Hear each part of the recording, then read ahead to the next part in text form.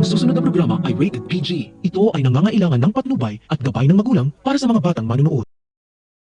Hindi titigil si Hazel na gawing impyerno ang buhay ni Colin hanggat hindi siya nakukulong, pero paano kung ang pinapahamak niya ay sarili pala niyang kadugo?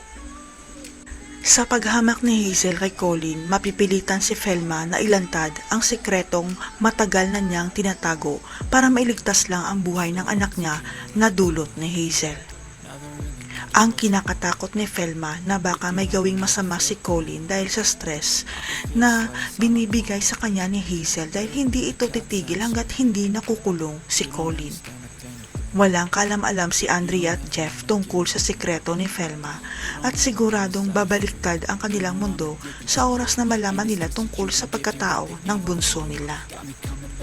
Dahil ang hindi nila alam, inampun lang pala ni Velma at Manuel si Colin matapos iwan ito sa ospital ng sarili niyang ina at hindi pa nila alam kung sino ang mga magulang nito. Hanggang sa sikretong nagpaimbestiga si Velma tungkol sa tunay na mga magulang ni Colin at kanyang nadiskubre na si Hazel pala ang tunay na ina ng inampun niya. Wala na sanang balak si Velma na ilantad ang katotohanan, pero mapipilitan siyang sabihin ang totoo kay Hazel para itigil na nito ang pagpapahirap sa sarili niyang anak.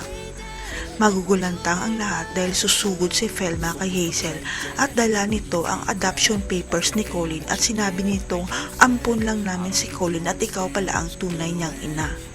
Susunod kaya si Colin kay Jessica dahil alam na niyang ampun lang siya. Babawiin kaya ni Hazel si Colin para may hawak siyang alas laban kay Manuel?